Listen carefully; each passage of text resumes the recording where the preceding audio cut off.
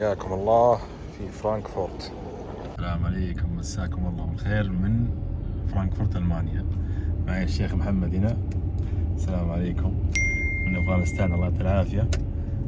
الحين أخذت أوبر والحين رايح أستلم الدراجة. بس قربت والله إني جاي، يعني ما تغديت ولا نمت زين، بس إني مشتاق لها أكثر شيء.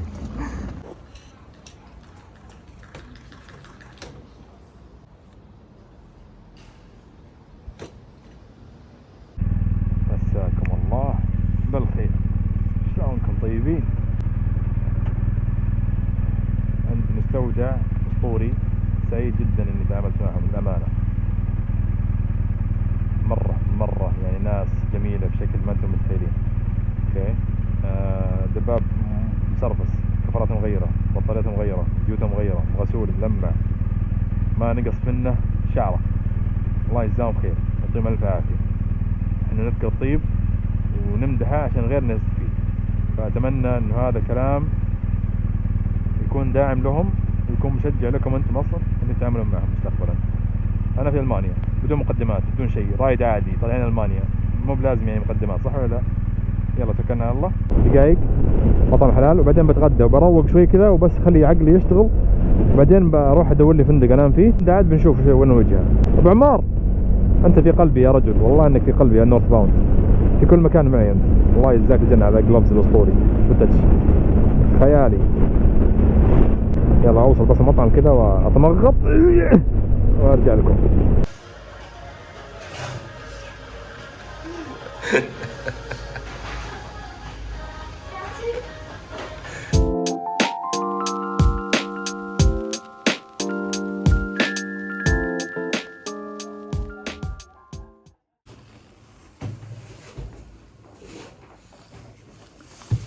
صباحكم الله بالخير، حياكم الله في القناة. بدردش معكم شوي قبل لا نبدأ الرحلة. أنا الآن في مدينة فرانكفورت في ألمانيا. دراجتي هنا من العام الماضي، عام 2021 إيه. بعد ما خلصت الرحلة الأخيرة ما رجعت الدباب، خليتها فترة هنا وبعدين رجعتها بعد 3-4 شهور من الرحلة، وبعدها قررت اني بطلع رحلة ثانية لمدينة ايطاليا، فاضطريت اني ارجع واشحن الدراجة مرة ثانية الى المانيا، لاني كنت مقرر وقتها اني بطلع رحلة لايطاليا. حلوين. طبعا الحين قاعد اسوي قهوتي، فخلوكم معي خطوة بخطوة. فلاني قررت اني اطلع دراجتي ألمانيا، فتواصلت مع شركة آي لوجيستيك الكويتية، الله يعطيهم العافية، للشحن. حسابهم هنا قدامكم الآن أو تحت في الوصف تلقون الانستغرام حقهم. الله يجزاهم الخير، شحنوه خلال 4 أيام، كان شحن جوي إذا ما خاب ظني. وتركته هنا من يمكن شهر 7 الماضي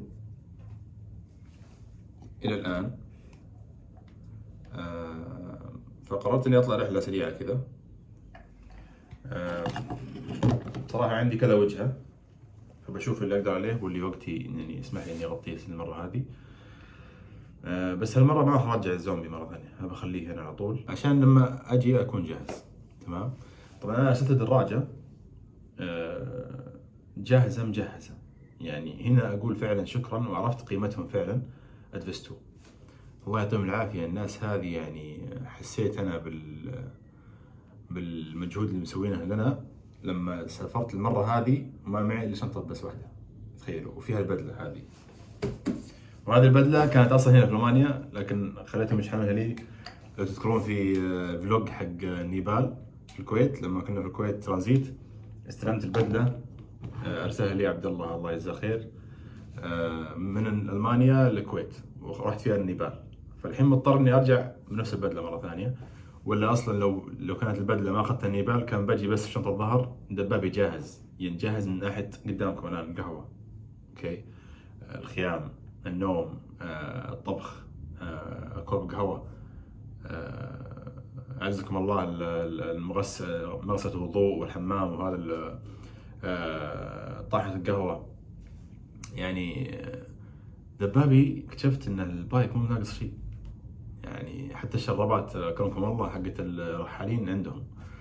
فشكرا من قلب والله العظيم، يعني فعلا انا حسيت بقيمتكم الان، يعني ما هو بس دعم ولا هو بس تشجيع، انتم تستاهلون، ما فيها شك الكلام ذا، لكن هذا الكلام لازم اقوله.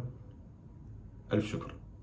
ولا والله كان بجيب صناديق كراتين واحمل، عرفت، ولا اجي هنا وبدفع مبلغ وقدره هنا في الاشياء هذه، لان ما هي برخيصه، بالذات في وضعنا الحالي كل شيء غالي الان. فشكرا لفيستو، شكرا لوجيستكس، يعطيكم العافيه، يعني دائما انتم داعمين لنا، والله ما قصروا نهائيا، وفعلا دعمونا كثير وما قصروا معنا. كل معي بس شوف اخلص القهوه. الغلاية حقتهم خربانه الفندق. طبعا تجيب اي بن مطحون، اي بن يجوز لك.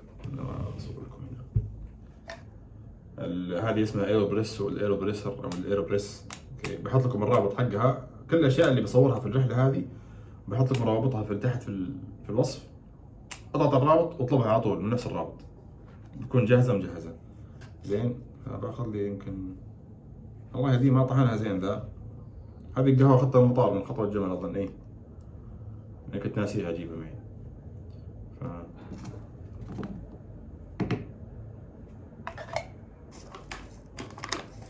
المرة الماضية كان معي قهوة من الكويت. يا الله، يعني يا جماعة الخير أسطورية. أخونا جابها أخونا عيسى السيف، الله يجزاه الجنة ويذكر بالخير. معليش غلياتهم تمشي على جنب. طبعا هي فيها فلتر، بس أنا بوريكم أحد الطرق إنك توقف القهوة شوي. أوكي، خلاص ما عاد تنقط، لأن الهواء علقها بهالشكل، تشوفون ما تنقط. فخليها شوي عشان تصير لها طعم بس. فبس أنا والله جهزت كل شيء الحين، نمت أمس، جيت المطار تعبان، هل كان والله. كان الشيء اللي حطه الجيد صراحة المستودع حق الدراجة، كان بينه وبين الفندق تقريبا 10 دقائق 11 دقيقة. أخذت لي أوبر 20 يورو. لقيت الدراجة يعني ملمعة، كفرات مغيرة، صورت الكلام ذا في السناب وذكرت لكم. بطارية حقت كان فيها مشكلة، غيروا لي إياها.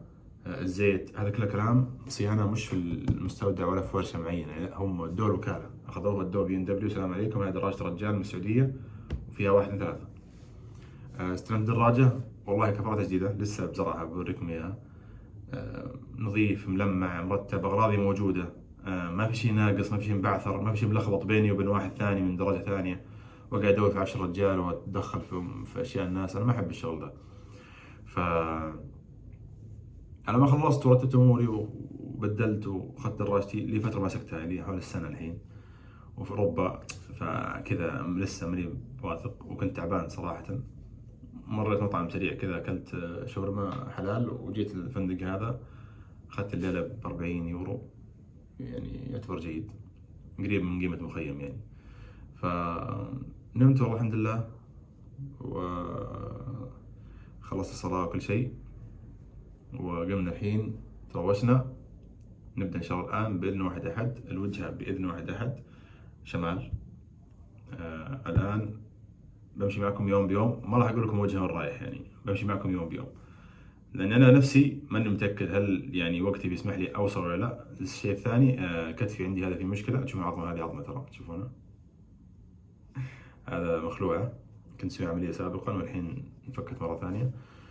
فيها ألم بسيط، ما هي مسكنات وكذا، بس بشوف إذا قدرت أواصل. بس الأمور طيبة إن شاء الله، دام ما في فرود إن شاء الله ربي ييسر.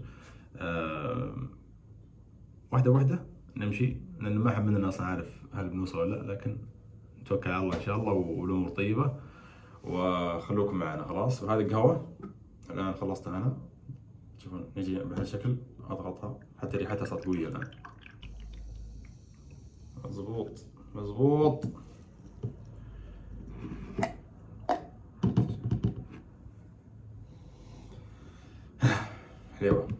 حليوة بس ما حقت الكويت. اللي يبي قهوة الكويت يطالب فيها SSC.